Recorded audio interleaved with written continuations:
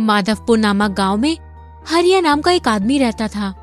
उसने एक गाय पाल रखी थी, पर वो उसका बिल्कुल ख्याल नहीं रखता था। ना तो वो गाय को समय समय पर चारा देता और ना ही उसका ख्याल रखता था। हरिया सूर्य निकलने के बाद ही उठता था। एक दिन गाय भूख के मारे बोल रही होती है। एक तो मेरी पत्नी घर में चैन नहीं लेने देती और बाहर ये गाय भी भैं भैं करती रहती है। हरिया एक बहुत ही लालची और कामचोर किस्म का इंसान था। फिर हरिया उठकर गाय को रखी सूखी घास डाल देता है। ले खा ले, अगर तूने आज बाल्टी भर के दूध नहीं दिया तो आज तेरी खैर नहीं। इतना सारा चारा खाती है और जब दूध देने की बारी आती है तो बस थोड़ा सा ही दूध देती है। खा तू, मैं अभी इंजेक्शन लेके आता हूँ ताकि तू ज्यादा दूध दे सके। हरिया घर से इंजेक्शन लेकर आता है और गाय को लगा देता है। गाय दूध दोहने लगती है, पर आज भी दूध आधी बाल्टी से ही कम निकलता है। ये देख हरिया गुस्से में गाय को डंडे से मारने लगता है। ले ओ क्या करूं मैं, ये गाय दूध तो देती नहीं है, बस दिन भर चारा खाती रहती है। अरे मैं तो परेशान हो गया हूँ। अरे का हो गया, सुबह सुबह काहे हल्ला कर रहे? कितनी बार कहे हैं इस गाय को बेच दो, कोई और नस्ल की गाय खरीद लो। ई घर में हमरा कोई बात सुने तब ना। अरे लालची औरत, मैं भी तो यही चाहता हूँ, लेकिन अपनी गाय बूढ़ी हो चुकी है और दूध भी ठीक से नहीं देती। अरे कौन खरीदेगा इस गाय को? इतना बोल हरिया गुस्से में गाय को डंडा मारने लगता है। हरिया की एक बूढ़ी पड़ोसन होती है। वो बेचारी अकेली ही घर में रहती थी। उसको देखने वाला कोई नहीं था। वो खुद जंगल से लकड़ियां काट कर लाती और उसे बेचकर अपना पालन पोषण करती थी। जब हरिया गाय को मारता तो बुढ़िया की आंखों से आंसू आ जाते थे। ना जाने इन नासपीटो पति पत्नी को दया नाम की चीज ही नहीं है। ये एक बेजुबान जानवर पर रोज अत्याचार करते हैं। एक दिन की बात है, बुढ़िया कहीं जा रही होती है। तभी उसे देखकर गाय जोर जोर से बोलने लगती है। बुढ़िया को उस पर दया आ जाती है। वो जाकर गाय को हरी घास देती है। जैसे ही वो बुढ़िया जाने लगती है तो वो गाय उसके पल्लू को मुंह से दबा लेती है। ये देख बुढ़िया को गाय पर बहुत दया आती है और वो गाय के सर पर हाथ फेरने लगती है। तभी वह हरिया और उसकी पत्नी आ जाते हैं। अरे बुढ़िया, तू यहाँ मेरे घर के पास क्या कर रही है? तेरी ही नजर मेरी गाय को लग गई है। पहले ये कितना सारा दूध देती थी और जब से तू यहाँ रहने आई है तब से मेरी गाय दूध कम देने लगी है। तूने ही मेरी गाय पे कोई ना कोई जादू किया है, मुझे लग रहा है। नहीं बेटा, तुम गलत समझ रहे हो। अरे क्या गलत समझ रहे हो? चली जा यहाँ से। और तुझे अगर ये गाय इतनी प्यारी है तो जाके 7,000 रुपए लेके आ और इस गाय को यहाँ से ले जा। बुढ़िया वहाँ से चुपचाप चली जाती है। वो अपने सारे गहने बेच देती है और हरिया के पास 7,000 रुपए लेकर चली जाती है और हरिया से कहती है, ले ये पैसे और मुझे ये गाय दे दे। अरे बुढ़िया, तू इतने सारे पैसे कहाँ से लेके आई? कहीं तूने चोरी तो नहीं की है? और तू इस मरी हुई गाय को लेकर करेगी क्या? तेरे पैसे तुझे मिल गए ना, अब अपने काम से काम रख। फिर बुढ़िया अपनी गाय को लेकर वहाँ से चली जाती है और गाय को आंगन में खूंटे से बांध देती है। गाय को रोज हरा भरा चारा देती है और बड़े प्यार से उसे निहारने लगती है, जैसे कोई उसे अपना मिल गया हो।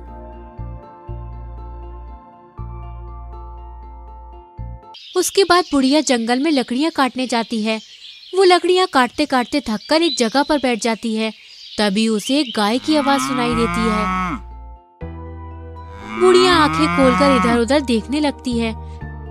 तभी सामने से एक गाय घायल हालत में आती है। ओहो, ये गाय तो काफी घायल हो चुकी है। कितना खून निकल रहा है। मुझे कुछ इसके लिए करना चाहिए। बुढ़िया अपने आंचल को फाड़ती है और गाय के जख्म पर बांध देती है। मैं इस गाय को यहाँ अकेले कैसे छोड़ सकती हूँ? ना जाने ये इस हालत में कहाँ जाएगी। ये सोचकर बुढ़िया गाय को अपने घर ले आती है। ना जाने मैं इन दोनों गाय को कैसे संभालूंगी। मेरे पास तो पैसे भी नहीं है। बुढ़िया गाय का दूध बेचकर उन दोनों गायों की देखभाल करती है, लेकिन अकेली बुढ़िया औरत गाय की देखभाल करते करते खुद बीमार होने लगती है। बुढ़िया गाय से बोलती है, गाय, मैं अब बहुत बूढ़ी हो चुकी हूँ, मैं आज बहुत थक गई हूँ, आज मैं जल्दी सो जाती हूँ। बुढ़िया सोने चली जाती है। पहली गाय बोलती है, ये बुढ़िया माँ हमारे लिए कितनी मेहनत करती है, हमें भी उनके लिए कुछ करना चाहिए। सही कह रही हो बहन, बूढ़ी माँ हमारे लिए कितना कुछ करती है। मेरे पास एक उपाय है। फिर एक गाय मुंह खोलती है तो उसके मुंह से बहुत सारे सोने के सिक्के गिरते हैं और दूसरे के मुंह से 2000 के नोट गिरते हैं। बुढ़िया जब सुबह उठती है और गाय के पास जाती है तो सोने के नोट देखकर हक्का बक्का रह जाती है। अरे बाप रे, इतने सारे सोने के सिक्के और रुपए यहाँ किसने रखे? तभी एक गाय बोलती है, बूढ़ी माँ, ये सब हमने रखे हैं। हम साधारण गाय नहीं हैं, बल्कि हम जादुई गाय हैं। जो भी हमारी सच्चे मन से सेवा करता है, हम उसे सोने और रुपए देते हैं। बुढ़िया उन सोने और पैसों से गाय के लिए एक सुंदर घर बनवाती है और घर के लिए अनाज लाने जाती है। जब वो अनाज लेकर घर वापस आ रही होती है तो उसके पीछे पीछे एक और गाय आ जाती है। ये गाय कहाँ से मेरे पीछे पीछे आ गई? बुढ़िया उस गाय को भी अपने घर ले आती है। एक गाय सोना देती तो दूसरी गाय रुपए और तीसरी गाय तो हीरे देने लगती है। धीरे धीरे बुढ़िया गांव में सबसे अमीर हो गई थी। ये सब देखकर हरिया और उसकी पत्नी उस बुढ़िया से जल भुन जाते हैं। देखना, ये बुढ़िया के हाथ में ना जाने कोई जादुई चिराग लग गईगा। ये बुढ़िया तो बहुत अमीर हो रही है। मैं आज रात पता लगाता हूँ, ना जाने ये इतने सारे पैसे कहाँ से लाती है। ये सब सोच हरिया रात को बुढ़िया के घर के पीछे चिपके देखने लगता है। बुढ़िया गाय को चारा देकर सोने चली जाती है। फिर थोड़ी देर बाद गाय अपने मुंह से सोने के सिक्के और हीरे उगलने लगती है।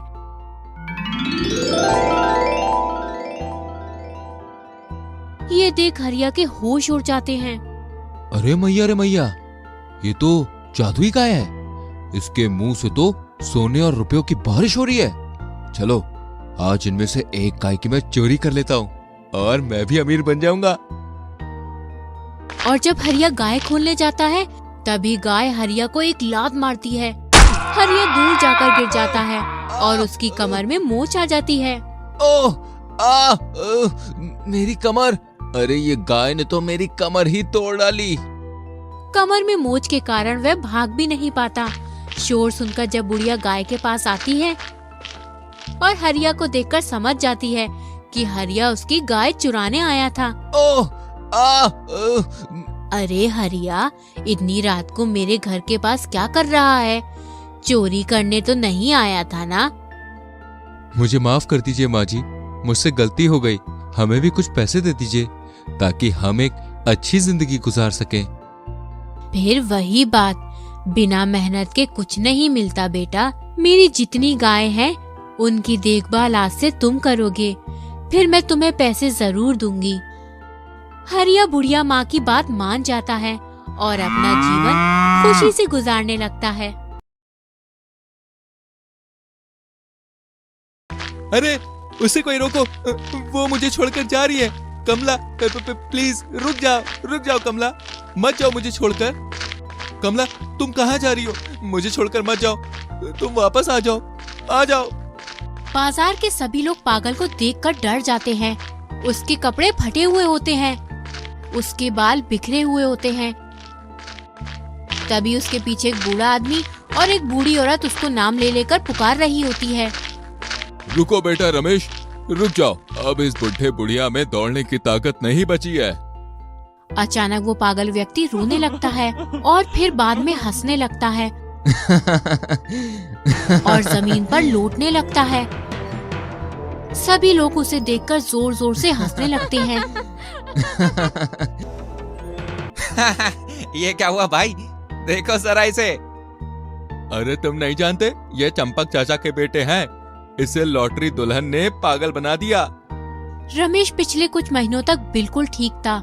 ये कहानी है 2 महीने पहले की, जब कमला अमृतसर से दिल्ली शिफ्ट हुई थी। कमला एक बेहद शातिर और चालाक लड़की थी। उसमें सिर्फ एक खास बात थी कि वे बहुत सुंदर लड़की थी। वह शहर शहर जाती और वहाँ के बड़ी बड़ी कंपनियों के नौकरी के बहाने वहाँ के मालिक या मैनेजर को अपनी खूबसूरती का सहारा लेकर भोले भाले लड़के को अपने प्यार के जाल में फंसाती थी। उनसे शादी रचाकर दूसरे ही दिन उनके सारे जेवर और पैसे लेकर 9-11 हो जाती थी। और उसकी खास बात ये थी कि वह शहर में ज्यादा देर नहीं रुकती थी। इस बार कमला रमेश के ऑफिस में असिस्टेंट सेक्रेटरी के पोस्ट पर कार्यरत थी। एक दिन कमला ऑफिस देर से पहुंचती है। क्या तुम्हें ऑफिस के टाइम का पता नहीं है? पहले ही दिन लेट हो तुम। कल से टाइम पर आ जाना, वरना तुम्हारी तनख्वाह कटेगी। कमला को रमेश की बातें तीर जैसी चुभ जाती हैं। वे मन ही मन बड़बड़ाने लगती है। इसकी ये मजाल कि ये कमला को धमकी दे। कमला सबकी ऐसी तैसी कर देती है। इसे तो मैं बहुत बुरा सबक सिखाऊंगी। कमला मन ही मन रमेश को लूटने का प्लान बनाने लगती है और प्लान के मुताबिक वह रमेश के करीब जाने की कोशिश करने लगती है। एक दिन अचानक रात में रमेश का फोन बजता है। हेलो सर, मैं आपकी न्यू असिस्टेंट बोल रही हूँ। सर, मेरे घर शायद कोई चोर घुस गया है। क्या आप अभी मेरे घर आ सकते हैं? मुझे बहुत डर लग रहा है। रमेश बहुत शांत स्वभाव का होता है, मगर अपने काम और स्टाफ की मदद के लिए हमेशा आगे रहता है। देर रात कमला के इस तरह फोन करने की वजह से रमेश को उसकी फिक्र हो जाती है और वो फौरन अपनी गाड़ी से कमला के घर पहुंचता है। कमला, दरवाजा खोलो, मैं रमेश। कमला दरवाजा देरी से खोलती है और रमेश से लिपट जाती है। रमेश भी कमला को हक कर लेता है। सर, मुझे बचा लीजिए। रमेश को भी अच्छा लगता है कि पहली बार उसे इतनी सुंदर लड़की ने हक किया है। वे मन ही मन बहुत खुश हो जाता है। सर, वहाँ खिड़की के पास कोई था। वो मुझे मार डालने की कोशिश कर रहा था। वो मुझे मार डालेगा सर, प्लीज मुझे बचा लीजिए। रमेश खिड़की के पास जाता है, मगर वहाँ कोई नहीं होता। यहाँ कोई नहीं है कमला, तुम्हें शायद कोई भ्रम हुआ होगा। तुम आराम करो, अब मैं चलता हूँ। प्लीज आज रात आप यहीं रुक जाइए। मुझे सच में बहुत डर लग रहा है। इस शहर में मेरा कोई अपना नहीं है जिसे मैं इस वक्त बुला सकूं। अरे कोई बात नहीं, ये तो मेरा फर्ज है। उस रात रमेश कमला के पास ही रुकता है। कमला रमेश के लिए कॉफी बनाकर लेकर आती है और दोनों ढेर सारी बातें करते हैं। और सुबह होते ही रमेश और कमला साथ में ऑफिस जाने की तैयारी करने लगते हैं। सर, आप ब्रेकफास्ट नहीं करोगे? नहीं, मैं ब्रेकफास्ट नहीं करता हूँ। और कमला, मुझे सर नहीं रमेश बुलाओ। अब से हम दोनों दोस्त हैं, ठीक है? फंस गया पोपट जाल में। इन लड़कों को फंसाना तो मेरे बाएं हाथ का खेल है। कमला मन ही मन खुशियों के पुल बांधने लगती है और रमेश के साथ ऑफिस जाती है। अब कमला रोज ऑफिस के बाहर रमेश से मिलती है। रमेश को भी कमला के साथ रहना अच्छा लगता था। कमला इतनी शातिर थी कि वे हर रोज किसी को अपनी फर्जी बहन या भाई बनाकर ले आती और रमेश का पैसा खर्च करवाती थी। एक दिन कमला पार्क में बैठी होती है। जैसे ही वो देखती है कि रमेश आ रहा है, वह जोर जोर से रोने लगती है।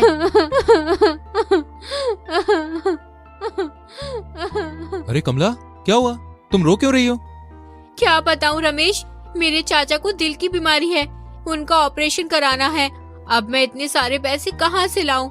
मेरे चाचा ने मुझे पाला पोसा है और मैं एक लड़की हूँ। मैं उनके लिए कुछ भी नहीं कर पा रही हूँ। रमेश कमला के जाल में पूरी तरह फंस गया होता है।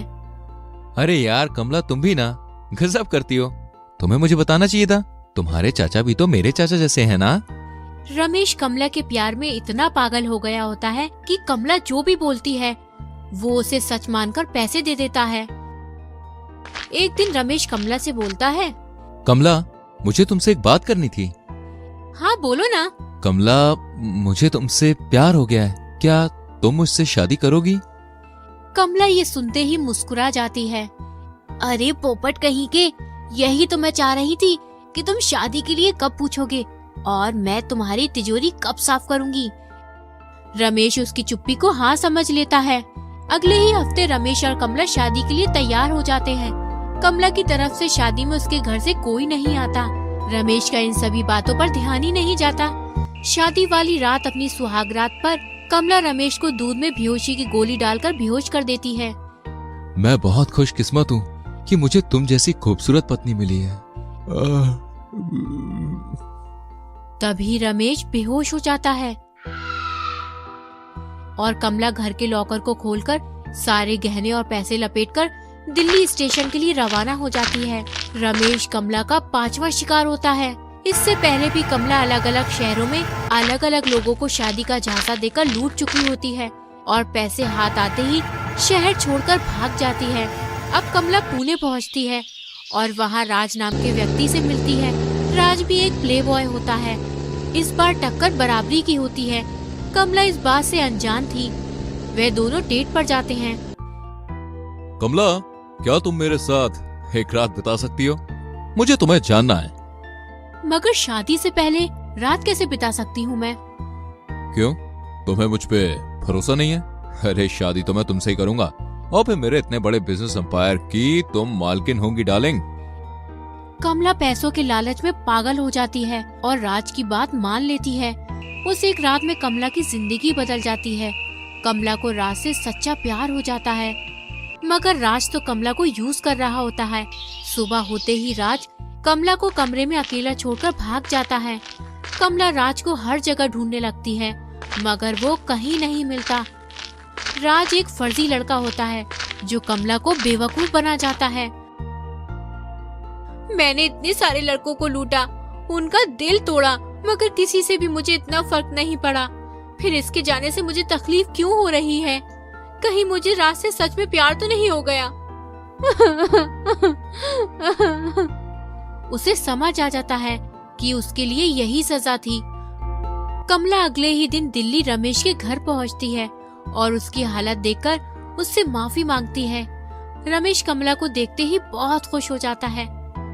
कमला, तुम आ गई। कमला, तुम कहाँ चली गई थी मुझे छोड़कर? कमला कमला अपने बारे में सारी बातें बता देती है। जब मेरी शादी की उम्र हो गई थी, पर कोई भी मुझसे बगैर दहेज की शादी नहीं कर रहा था। मेरे पिता बहुत ज्यादा गरीब थे। उन्होंने गरीबी से तंग आकर आत्महत्या कर ली। तब से मैंने सोचा अब मैं इस दुनिया को उसी के अंदाज में सबक सिखाऊंगी। पर रमेश, मैं गलत थी। मुझे माफ कर दो रमेश। अब मैं कहीं नहीं जाऊंगी आपको छोड़कर। कमला अपनी गलती से सबक सीख लेती है और रमेश की पत्नी बनकर हमेशा उसके साथ रहने लगती है।